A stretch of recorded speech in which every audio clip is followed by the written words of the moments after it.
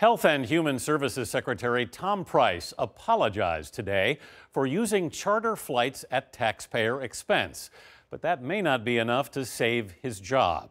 The president is angry, and the inspectors general at HHS, Treasury, and the EPA are investigating high-cost travel by cabinet members. Here's Julianna Goldman.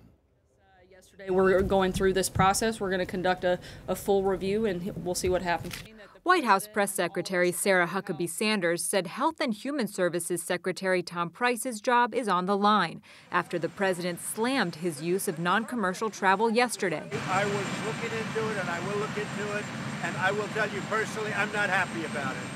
Today, Price said he'll pay back the cost of his seat on more than a dozen private flights.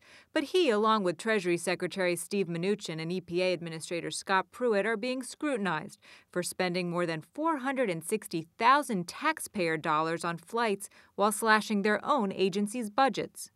Mnuchin has come under fire for using government planes to travel with his wife. This morning, while selling the president's tax reform plan, he couldn't escape the controversy.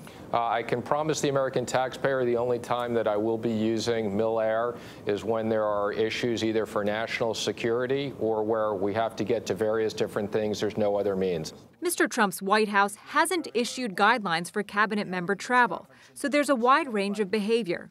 Billionaires like Commerce Secretary Wilbur Ross and Education Secretary Betsy DeVos own their own planes and personally pay to use them for official travel.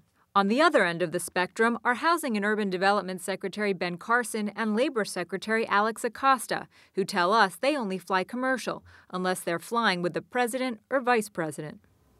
Secretary Price apologized and said he won't take any more private flights. HHS says he'll write a personal check to the Treasury for almost $52,000. That still leaves taxpayers on the hook for hundreds of thousands of dollars. Anthony? Julianna Goldman. Thank you, Julianna.